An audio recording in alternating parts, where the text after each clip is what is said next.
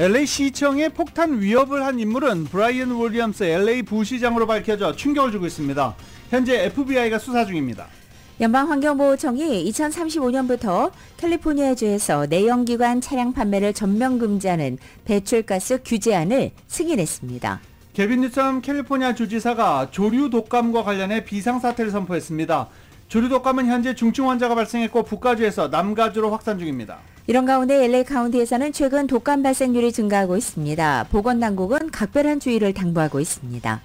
LA 카운티 보건당국이 브리티시 컬럼비아와 워싱턴주 등에서 수확된 생굴, 조개에서 노로바이러스 감염이 발생했다며 섭취를 금지했습니다.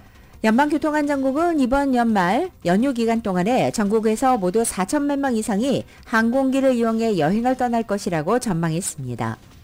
상무부는 3분기 국내 총생산 GDP 증가율이 3.1%로 집계됐다고 밝혔습니다.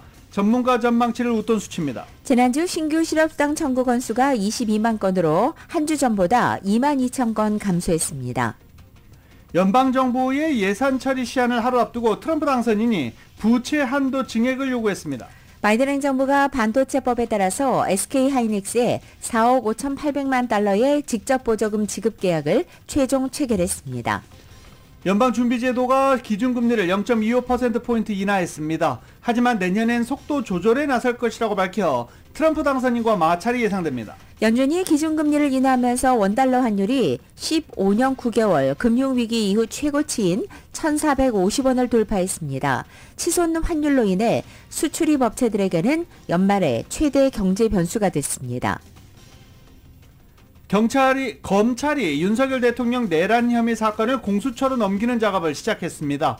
공수처는 윤 대통령에게 두 번째 소환 통보를 언제 할지 저울질하고 있습니다. 윤 대통령은 헌재가 보낸 탄핵 심판 관련 서류를 받지 않았습니다. 탄핵 심리가 지연될 거란 우려가 점차 커지고 있습니다. 윤 대통령 사건을 넘긴 검찰이 경찰 국가수사본부를 상대로 강제 수사에 나섰습니다. 이른바 계엄 체포조 의혹과 관련해 압수수색을 해서 우종수 본부장의 휴대전화까지 확보했습니다. 김용현, 노상원 두 사람의 공관 독대가 드러나면서 이른바 이 공관 모임이 비상계엄 사태의 중심으로 떠오르고 있습니다. LA 클리퍼스는 댈러스와 LA 레이커스는 세크라멘토와 오늘 각각 원정 경기를 갖습니다. 최근에 2연패 중인 서부조 3위 LA 차저스는 오늘 서부조 2위인 덴버 브롱스와 홈구장 소파이 스타디움에서 경기합니다.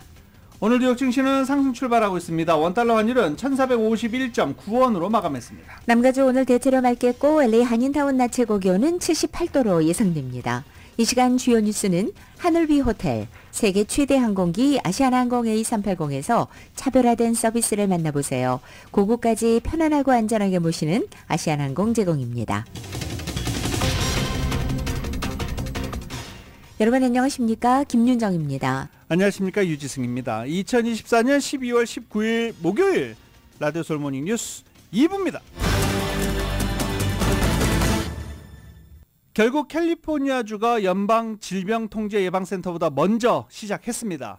개빈 뉴섬 캘리포니아 주지사가 조류 독감에 대한 정부 대응을 위해서 주 비상사태를 선포했습니다. 이 중가주 젖소에서 조류 독감 사례가 발견된 이후 내려진 첫 조치입니다. 조류 독감, 팬데믹이 또 벌어진다면 조류 독감이 원인일 것이다. 전 세계 감염병 전문가들이 우려하고 있는 부분입니다. 보도국에서 전합니다. 조류 독감을 유발하는 조류 인플루엔자에 대한 주 정부의 대응을 간소화하고 신속히 하기 위한 조처입니다. 비상사태 선포는 남가주 농장의 젖소에서 조류 독감 사례가 발견된 후 나온 것입니다. 프레즈노에 본사를 둔 회사 일로팜 LLC는 자사 제품인 생유에서 조류 독감 바이러스가 검출된 후 2차례 리콜 조처를 했습니다.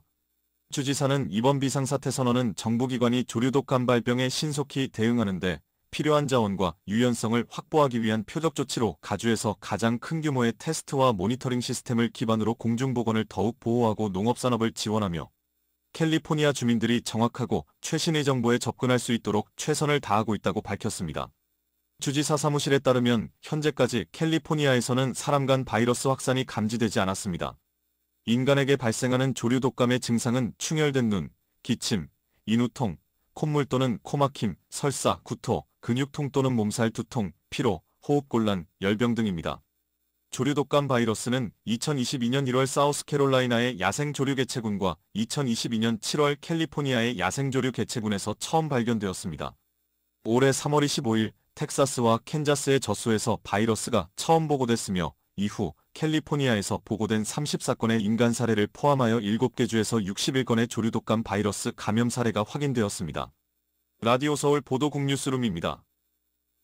그런가 하면 LA 카운티에서는 최근 독감 발생률이 증가했습니다. 그리고 캘리포니아에서 생굴을 먹은 뒤에 식중독 사태도 발생했습니다. 이은 기자가 전해드립니다. LA 카운티에서 최근 수주일 동안 독감 발생률이 증가 추세입니다. LA 카운티 보건국에 따르면 12월 7일로 끝나는 한 주 동안 독감 검사를 받은 표본의 10.8%가 양성 반응을 보였습니다. 이는 최근 몇 주 동안 양성 반응률이 1.9%에서 2.4%로 상승한 뒤 4.6%, 6.1%로 증가해 현재 전체 검사 샘플의 10%를 넘었음을 보여줍니다. 시험된 표본의 6.4%에서 RSV가 검출되었습니다. LA 카운티에서는 여전히 코로나 바이러스가 문제로 남아 있습니다. 공중보건국은 9월 29일 이후 LA 카운티 내에서 11명의 인플루엔자 사망자가 확인되었다고 밝혔는데 같은 기간 동안 83명의 코로나 바이러스 사망자가 확인되었습니다. LA 카운티 공중보건국은 생후 6개월 이상의 사람들에게 독감, RSV, 코비드 백신을 최신으로 접종할 것을 계속해서 권장하고 있습니다. 독감과 코비드는 발열, 기침, 피로 등 동일한 증상을 많이 공유하기 때문에 검사 없이는 구별하기 힘듭니다. 전문가들은 코로나 바이러스에 걸렸는지 독감에 걸렸는지 확실하게 알 수 있는 유일한 방법은 진단을 확인하기 위해 검사를 받는 것이라고 밝혔습니다. 가주에서 생굴 섭취 후 식중독 사례가 속출해 가주와 LA 카운티 보건국이 각별한 주의를 당부했습니다. 지난 12일 기준으로 가주에서는 57건의 노로바이러스 확진과 의심 사례가 보고되었는데 감염은 지난 1일부터 9일 브리티시 콜롬비아산 생굴 섭취로 인한 것으로 드러났습니다. 노로바이러스 증상은 발열과 설사, 구토, 메스꺼움, 몸살, 복부 경련 등입니다. 증상은 섭취 후 12시간에서 48시간 내에 발생하며 증상이 사흘 이상 지속되면 의료진과의 상담이 필요합니다. 식당과 소매점은 해당 제품의 판매를 즉시 중단해야 됩니다. 라디오 서울 뉴스 이은입니다. 전국의 19개 주에서 일시 금지됐던 불법 체류 청년 추방 유예 프로그램 수혜자의 오바마 케어 건강보험 가입이 다시 가능해졌습니다. 오바마 케어 캘리포니아에서는 커버드 캘리포니아입니다. 연방 메디케어 메디케이드국에 따르면 연방 제8순회 항소법원은 지난 16일 캔자스주 등 19개 주에 내려진 1심 법원에 다카 수혜자 오바마케어 건강보험 가입 금지 가처분 명령 효력을 일시 중단시키는 결정을 내렸습니다. 이에 따라 이번 소송과 관련된 19개 주를 포함한 모든 주에서 다카 수혜자는 오바마케어 건강보험 가입이 가능해졌습니다. 메디케어 메디케이드국은 향후 법원 결정이 보험 적용과 관련해 영향을 미칠 경우 가입자에게 즉각 알릴 것이다 라고 밝히기도 했습니다. 지난 9일 연방법원 노스다코타지법은 캔자스주 등 19개 주가 제기한 소송에서 바이든 행정부가 지난 5월 발표한 다카 수혜자 오바마케어 가입 허용 조치 시행을 일시 금지하는 가처분 명령을 내린 바 있습니다. 하지만 항소심은 1심 결정 효력을 유예하는 조치를 취함으로써 일주일 만에 다시 다카 수혜자의 건강보험 가입이 허용됐습니다. LA 카운티 정부가 카운티 내 대형 쓰레기 매립지 가운데 하나인 치키타 캐년 매립지를 상대로 소송을 제기했습니다.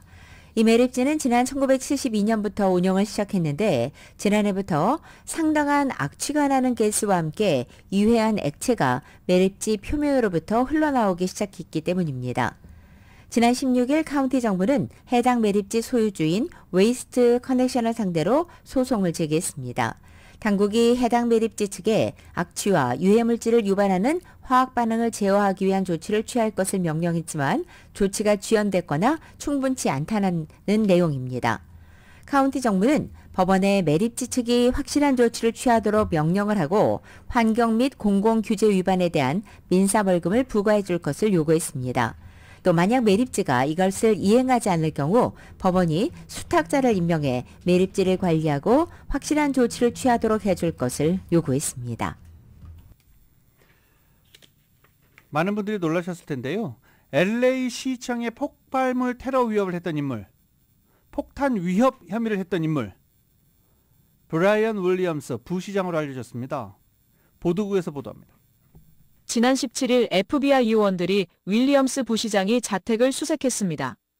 이는 올해 초 발생한 시청 폭탄 위협 사건과 관련된 수사의 일환으로 알려졌습니다. 당시 LA 경찰국이 첫 대응을 했으나 부시장이라는 지위와 LA 경찰국이 첫 대응을 했으나 부시장이라는 지위와 LA 경찰국과의 업무 관계로 인해 FBI로 수사가 이관되었습니다. 시장실 대변인 잭 사이들은 윌리엄스 부시장이 휴직 조치됐고 캐런 베스 시장은 이 사안을 매우 심각하게 받아들이고 있다고 전했습니다. LA 경찰국은 별도 성명을 통해 윌리엄스 부시장의 폭탄 위협은 가능성 있는 출처라고 밝혔습니다. 올해 초 LA 경찰국은 LA 시청에 대한 폭탄 위협 대응했습니다. 초기 조사 결과 위협의 출처가 공공안전 담당 브라이언 윌리엄스 부시장일 가능성이 높은 것으로 나타났습니다. 관련 수사는 FBI로 이관돼 수사를 진행하고 있습니다. 윌리엄스 부시장은 캐런 베스시 행정부에서 약 2년간 공공안전 담당 부시장으로 재직해왔습니다. 그는 LA 경찰국, 소방국, 항만경찰, 공항경찰, 비상관리국 등을 관할했습니다. 부시장 임명 전에는 7년간 LA 카운티 보안관국을 감독하는 민간감독위원회의 사무국장을 역임했습니다. 현재까지 체포는 이루어지고 있지 않으며 수사는 계속 진행 중입니다. FBI는 해당 사건에 대해 추가 언급을 하지 않고 있습니다. 라디오 서울 보도국 뉴스룸입니다. 연말을 맞아 전국에서 1억 명 이상의 여행을 떠날 것으로 추산됐습니다. 교통안전국 TSA에 따르면 12월 19일인 오늘부터 오는 1월 2일까지 약 4천만 명의 주민이 항공편을 이용할 것으로 예상한 것입니다. 이것은 작년보다 6.2% 증가한 수치고 목요일인 오늘이 가장 바쁜 날이 될 것으로 예상된다고 밝혔습니다. 그 다음으로 바쁜 날은 12월 20일인 내일 금요일, 그리고 오는 12월 27일 금요일이 될 것으로 예상됐습니다. 또 트리플레이에 따르면 같은 기간에 약 1억 1,930만 명은 집에서 50마일 이상 차로 이동할 것으로도 예상했습니다. 이것은 역대 가장 많은 인파가 이동하는 연말 여행객으로 기록될 전망입니다. 라디오 서울 모닝뉴스 함께하고 계십니다. 오늘도 낮 기온은 덥습니다. 봄, 가을도 아니고 야 이거 여름인데? 라면서 어제 옷을 벗어 제끼는 많은 또 직장 동료분들이 계셨습니다. 오늘도 덥다 그러네요. 날씨 알아보겠습니다.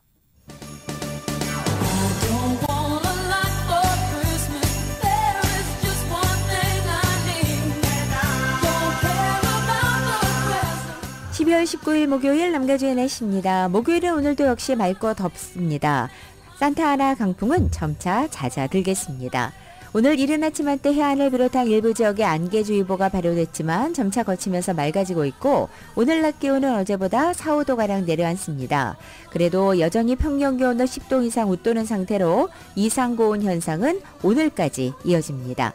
금요일인 내일은 낮 기온이 오늘보다 10도 이상이나 뚝 떨어져 급격한 기온 변화를 보이고 이번 주 주말에는 평년 기온을 회복하겠습니다.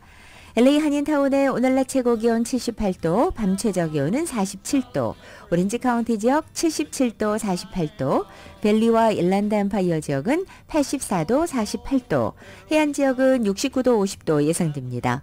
한국 오늘 전국이 흐리겠고 서울의 오늘 아침 최저 기온이 30도, 낮 최고 기온은 39도로 예상됩니다. 연방준비제도가 지난 9월과 11월에 이어서 어제 기준금리를 다시 인하했습니다. 그러나 내년 금리 인하 횟수를 4차례 정도로 봤던 지난 9월과 달리 이번에는 2차례 정도만 내릴 것으로 전망하는 등 기준금리 인하 속도 조절을 시사했습니다. 이 때문에 이번 결정이 매파적 금리 인하다라는 평가도 나오고 있습니다. 연준은 어제 정례 회의 뒤 기준금리를 기존보다 0.25%포인트 낮은 상단이 4.5%로 조정한다고 밝혔습니다. 이에 따라 기준금리는 연준이 인플레이션을 잡기 위해 지난 2022년 3월부터 공격적으로 금리를 올린 이후 최고치였던 것보다 1%포인트가 낮아지게 됐습니다. 연준은 지난 9월 빅컷을 단행한 데 이어 11월에도 기준금리를 0.25%포인트 내린 바 있습니다. 연준은 성명에서 올 초 노동시장 상황은 전반적으로 완화됐고 실업률은 상승하긴 했지만 여전히 낮다며 인플레이션은 위원회 목표치인 2%를 향한 진전을 이뤘으나 다소 높은 수준이다라고 평가하기도 했습니다. 이번 금리 인하 결정 과정에서 투표권을 가진 12명 위원 중 베스 해맥 클리블랜드 연방준비은행 총재는 동결을 주장했습니다.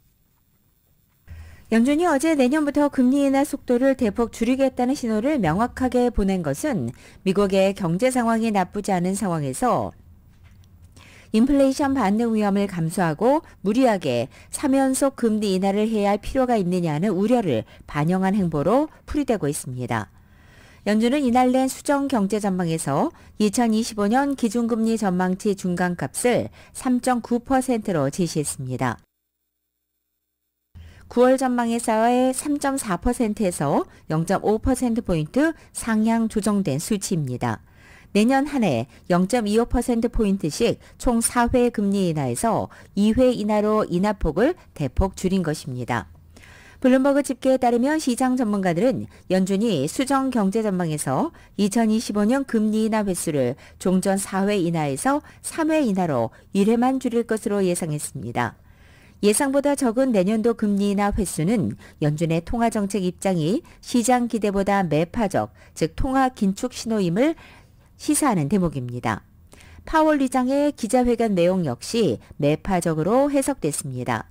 FOMC는 이날 통화정책 방향 결정문에서 목표 범위의 추가 조정폭과 시기를 고려할 때 신규 데이터와 또 변화하는 전망, 위험의 균형을 신중히 평가하겠다고 말하면서 폭과 시기라는 문구를 추가해서 이 같은 속도 조절 의지를 반영했기 때문입니다. 가상화폐 대장주 비트코인이 연준의 기준금리 인하 발표 이후 10만 달러 선이 무너졌습니다. 연준이 내년 금리 인하 속도 조절을 시사하고 제롬 파월 연준 의장이 트럼프 2기 정부에서 추진할 것으로 예상되는 비트코인의 전략적 비축에 대해 적극적으로 관여할 의사가 없다는 견해를 밝힌 데 따른 것으로 풀이되고 있습니다.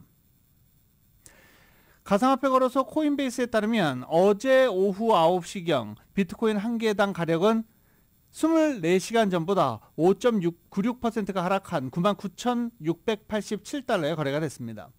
비트코인이 10만 달러 아래로 떨어진 것은 5일 만입니다.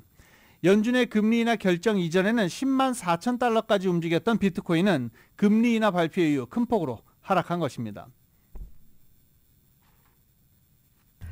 연방노동부는 지난주 신규 실업수당 청구 건수가 22만 건으로 한 주 전보다 2만 2천 건 감소했다고 오늘 아침 밝혔습니다.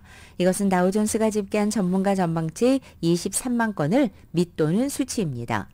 2주 이상의 실업수당을 신청한 계속 실업수당 청구 건수는 187만 4천 건으로 직전 주보다 5천 건이 줄었습니다. 연준이 금리 인하 속도를 늦추겠다고 밝힌 가운데 월가에서는 추가 인하폭과 시기를 가늠하기 위해서 현재 미국의 고용시장 동향에 주목하고 있습니다.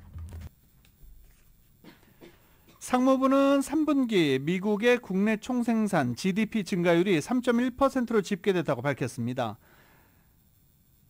다우존스가 집계한 전문가 전망치 2.9%를 웃돈 수치입니다. 수출 및 개인 소비가 향상된 게 상향 조정에 반영됐다고 상무부는 전하기도 했습니다. 수출은 9.6% 증가해 잠정치 대비 2.1%포인트 상향됐고 개인 지출은 3.7% 증가해 0.2%포인트 상향됐습니다. 이 성장률 확정치 상향 조정으로 미국 경제는 지난 2분기에 이어서 2개 분기 연속 연율 기준 3%대 성장률을 기록하게 됐습니다. 미국은 대비 성장률을 연간 성장률로 환산해서 GDP 통계를 발표하고 있습니다. 미국에서 내년도 자동차 판매가 올해보다 더 늘어나 2019년 이후 6년 만에 최고치를 기록할 것이라는 전망이 나왔습니다. 18일 미국의 자동차 시장 조사 업체인 콕스 오토모티브가 최근 공개한 2025 전망 보고서에 따르면 미국 내 신차 판매 대수는 내년에 약 1,630만 대로 올해 판매량 추정치인 약 1,585만 대보다 2.8% 증가할 것으로 전망한 것입니다. 이런 전망치는 2019년에 판매단 약 1,700만 대보다는 적은 것이지만 코로나 팬데믹 발발 이후 6년 만에 최고 수준입니다. 콕스 오토모티브 측은 대선 결과로 세금 정책에 대한 불확실성이 줄어들고 주식시장 성장과 또 소비자와 달러 심리가 모두 개선되는 등 경제 모멘텀이 형성되고 있다면서 이것은 미국 경제와 자동시장에 긍정적인 영향을 미친다라고 분석했습니다. 그러면서 소비자들 사이에서는 정책 변화에 대한 우려는 지금 구매해야 한다는 조급한 심리를 부추길 것이다 라고도 덧붙였습니다. 또한 내년 자동차 시장의 주요 트렌드 가운데 하나로는 전기차를 포함한 친환경차의 점유율 확대가 꼽혔습니다. 콕스 오토모티브는 내년에 판매되는 신차 4대 가운데 1대, 즉 25%는 친환경 차일 것으로 예상한 것입니다. 이 가운데 전기차 EV의 시장 점유율은 올해 약 7.5%에서 내년에는 약 10%를 증가해서 연간 판매량이 150만 대를 넘어설 것으로 전망했습니다.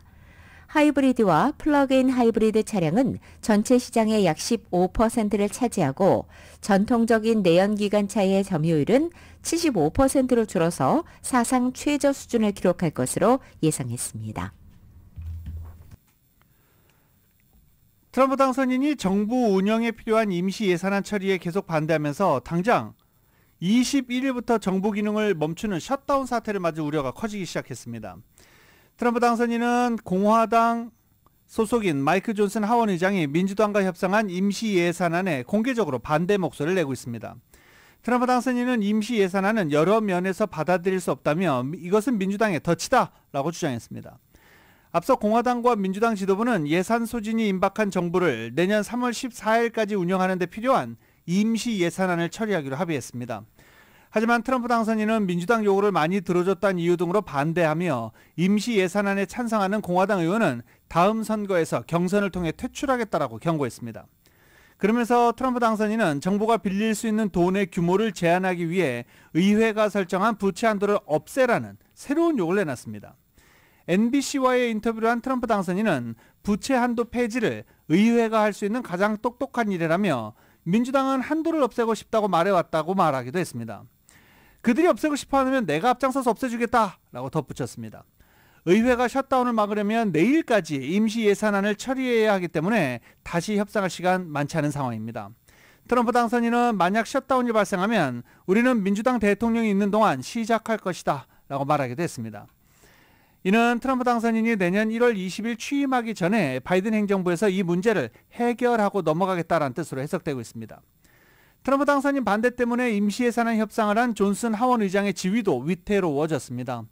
일부 공화당 의원은 내년 1월 출범하는 제119대 의회에서 존슨이 계속 하원 의장을 맡아도 되는지 공개적으로 의구심을 제기했습니다. 이와 관련해서 트럼프 당선인은 팍스뉴스와 인터뷰에서 하원 의장이 결단력 있고 강인하게 행동하고 그가 민주당이 우리 경제와 나라를 파괴하기 위해 놓은 덫을 모두 없앤다면 의장직을 손쉽게 유지할 것이다 라고 말하기도 했습니다. 폴리티코에 따르면 트럼프 당선인의 최측근으로 부상하며 막강한 영향력을 행사하는 일론 머스크 테슬라 CEO가 임시 예산안에 대한 공격을 주도하고 있는 것으로 풀이하고 있습니다. 머스크는 임시 예산안 관련 100개가 넘는 글을 X에 올렸는데 그 중에도 사실이 아니거나 오도하고 있는 내용이 많다라고 폴리티코는 지적했습니다. 머스크는 X에서 정부를 셧다운해도 중요한 기능은 유지되니 괜찮다고 주장했지만 폴리티코는 필수적인 기능이 유지돼도 셧다운 영향은 전반적으로 매우 크다라고 지적했습니다. 예를 들어 공무원이 무급휴직에 들어가면 급여를 받지 못하고 사회 보장급여는 계속 지급되고 우편도 배송되지만 생산성은 크게 떨어질 것이다 라고 지적했습니다. 트럼프 당선인에게 충성을 지키다가 지역구 선거에서는 불똥을 맞았던 정치인들이 2기에서는 잇따라 요직에 기용되면서 고진감래를 맛보고 있다고 NBC 방송이 오늘 아침 보도했습니다. 정치적 타격을 감수해야 했던 이 풍찬 노숙의 시간이 트럼프 당선인의 2기 행정부 인선에서는 꽃보직으로 직행하는 보증 수표가 됐다는 것입니다. 이처럼 꽃보직을 꿰찬 사례로는 중국 주재 대사로 지명된 데이비드 퍼듀 전 연방 상원의원과 중소기업 청장 후보자로 내정된 켈리 레플러 전 상원의원이 꼽힙니다.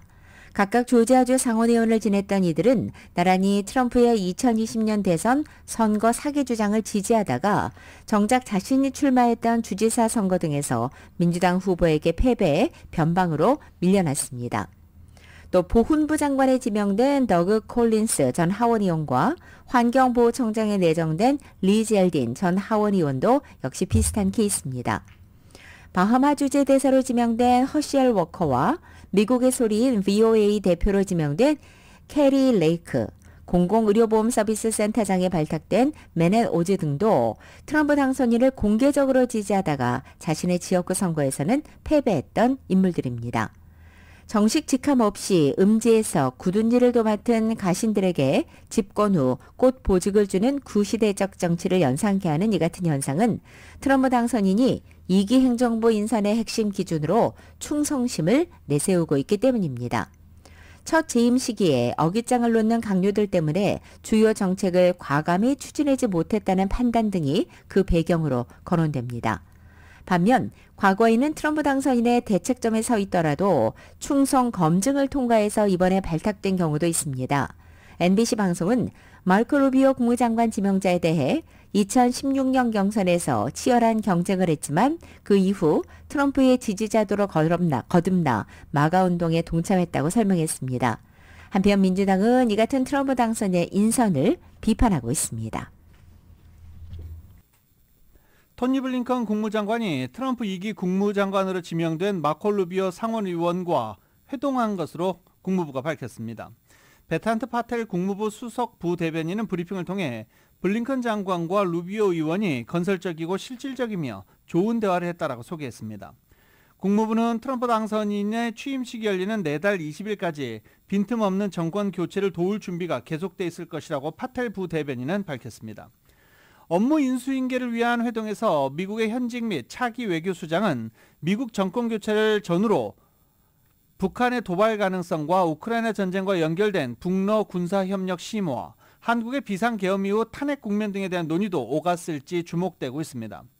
중국 및 북한에 대한 강경파로 평가받는 루비오 의원은 상원 인준을 통과하면 역사상 첫 히스패닉계 국무장관이 됩니다. 트럼프 당선인이 취임 전인 내년 1월 중순경 이시바 시게루 일본 총리와 첫 회담에 응할 수 있다는 의향을 일본 측에 전달했다고 요미우리 신문이 19일자로 보도했습니다. 이와 관련해 일본 정부는 트럼프 당선인의 대통령 취임 후에 정식으로 회담하는 것이 바람직하다는 입장이지만 트럼프 당선인의 의사에 맞춰서 이시바 총리가 내년 1월에 미국을 방문할 가능성에 대한 검토에도 착수한 것으로 알려졌습니다. 현재 일본 정부와 여당 측은 정기국회 소집일을 1월 21일 전후로 검토하고 있고 이시바 총리의 인도네시아 등의 방문도 1월 상순으로 계획하고 있어서 1월 중순이면 미국 방문 일정을 잡기 어렵지 않은 시기로 알려져 있습니다. 라디오소 모닝뉴스 2부 듣고 계십니다. 집에 혹시 인터넷 라우터 뭐 쓰시는지요? 잘 모르시죠? 그냥 저 누가 추천해 주는 거 사갖고 오거나 아니면 설치 기사가 갖고 온 거 그냥 쓰시죠. 중국 네트워크 장비 회사 TP-링크를 상대로 연방정부가 국가안보에 위험이 되는지를 조사하면서 이 업체가 생산한 인터넷 공유기 미국 내 사용을 금지하는 방안을 검토하고 있습니다. TP-링크 공유기는 종종 보안 결함이 있는 상태에서 고객에게 판매되는데 회사 측이 이를 적절히 대응하지 않는 경우가 자주 발생하는 것으로 알려지고 있습니다.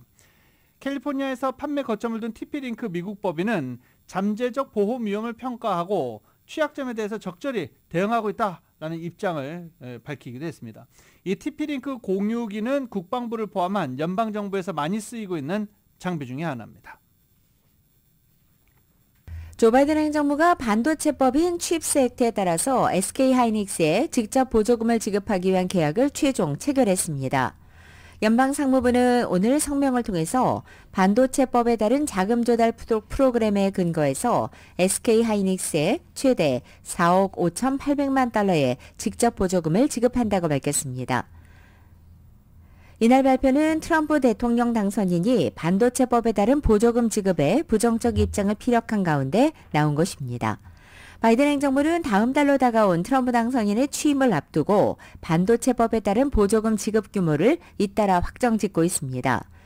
지금까지 삼성전자와 SK하이닉스, TSMC, 인텔, 마이크론 등 5대 반도체 제조업체가 미국 내 설비 투자 계획을 발표했고 이 가운데 삼성전자를 제외한 4개 회사의 보조금 지급 규모가 최종 확정된 것입니다.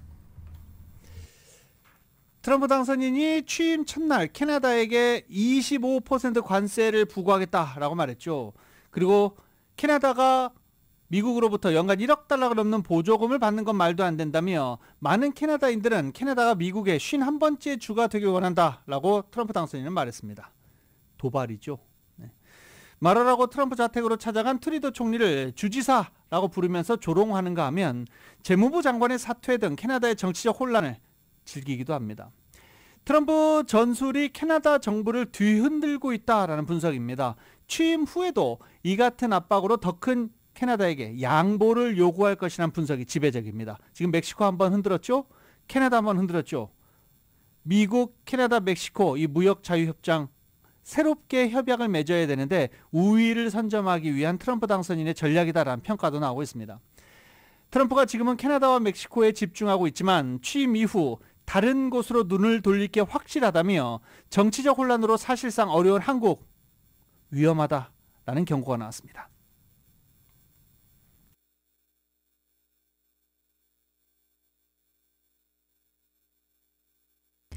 앞으로 중국에서 미국 시민권자와 한국 국적자 등 외국인이 환승 경유를 위해 체류할 때 최장 열흘까지 무비자가 적용됩니다.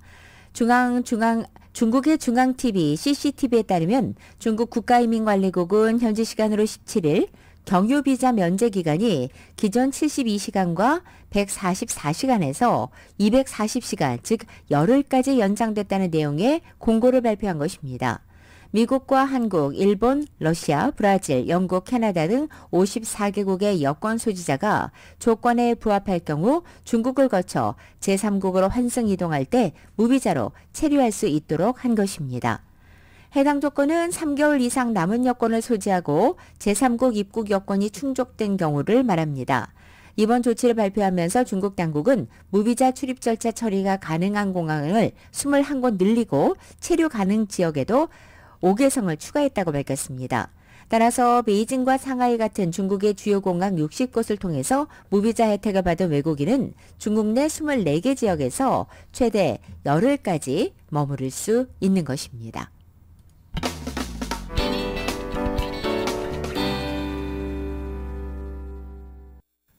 다음 소식입니다. 한국 소식 또 안 전해드릴 수가 없죠. 비상계엄 사태를 수사 중인 검찰이 체포조 동원 의혹을 받는 경찰청 국가수사본부를 전격 압수하고 강제 수사에 나섰습니다. 검찰은 특히 경찰에서 비상계엄 수사 총책임자인 우종수 국가수사본부장의 휴대전화까지 압수하는 등 지휘부를 정조준했습니다. 이와 관련해서 경찰이 강하게 반발하고 있는 중입니다. 수사본부장의 휴대전화까지 압수하다니 라고 반발하고 있습니다. 국수본은 윤석열 대통령이 비상계엄을 선포한 이후 국군 방첩사령부 요청에 따라 주요 정치인을 체포하기 위해 체포조에 강력계 형사 10명을 지원했다는 의혹을 받고 있습니다. 윤석열 대통령에 대한 탄핵 심판 와중에 윤 대통령과 친분을 과시했던 인물들을 둘러싼 수사와 논란이 불거지면서 위기가 가중되는 모습입니다. 윤 대통령의 대선 당선 전 윤 대통령과 연락하면서 영향력을 행사한 것으로 의심받는 정치브로커 명태균 씨와 무속인 건진법사로 알려진 전성배 씨 등이 일제히 수사를 받고 있기 때문입니다. 명 씨는 공천 개입과 불법 여론조사 의혹 등으로 검찰의 수사를 받고 있습니다. 또 검찰은 이 명 씨가 지난 대선 과정에서 당시 윤석열 후보에게 불법 여론조사를 해준 대가로 명 씨의 부탁에 따라 김영선 전 의원이 공천받았다는 의혹도 조사하고 있습니다. 또 건진법사 전 씨는 2018년 경상북도 영천시장 선거를 앞두고 자유한국당 당내 경선 과정에서 불법 정치자금을 받았다는 의혹으로 현재 수사를 받고 있습니다. 역술인 천공은 최근 자신의 유튜브 채널에 윤 대통령 앞날을 낙관하는 내용 영상을 올려 눈총을 사고 있습니다. 이 천공에 대해서는 윤 대통령이 검찰총장이던 시절부터 정치활동에 조언을 했다는 주장이 계속 제기되고 있는 실정입니다. 윤석열 대통령의 변호사 선임 준비가 길어지면서 내란 혐의 수사, 탄핵 심판 절차 진행이 더뎌지고 있다는 관측이 나왔습니다. 윤 대통령 측은 두 차례 기자간담회를 열고 비상계엄 당위성을 강조하며 장외 여론전에 나섰습니다. 시간 끌기 내지 지연 전략 아니냐는 지적에서는 여러 가지 준비가 필요하다며 그런 지적은 성급하다라고 반박하기도 했습니다.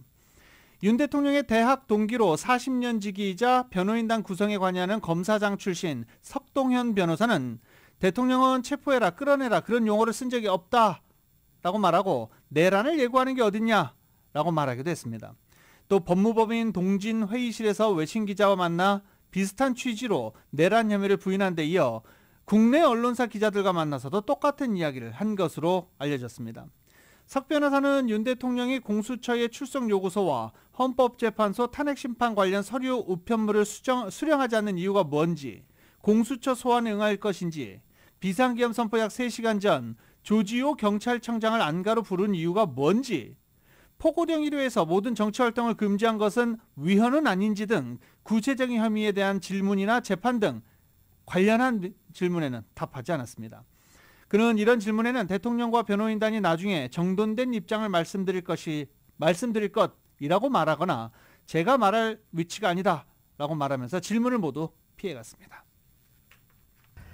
윤 대통령은 한국 시간으로 19일에도 헌법재판소가 보낸 탄핵 심판 관련 서류를 받지 않았습니다. 탄핵 심리가 지연될 거라는 우려가 점점 커지고 있는 가운데 헌재는 대책을 강구해서 다음 주 월요일에는 밝히기로 했습니다. KBS입니다.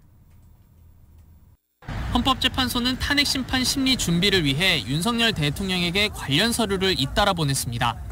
지난 16일에는 탄핵소추 의결서를 보내며 답변 제출을 요구했고 17일엔 국무회의록과 포고령 등을 요구하는 준비명령 서류도 보냈습니다.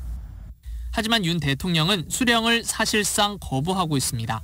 헌재는 3차례 직접 방문과 3차례 우편 발송을 통해 관련 문서를 전달하려 했는데 대통령실에선 대통령이 부재 중이라는 이유로 관저에선 경호처가 수령을 거부했습니다.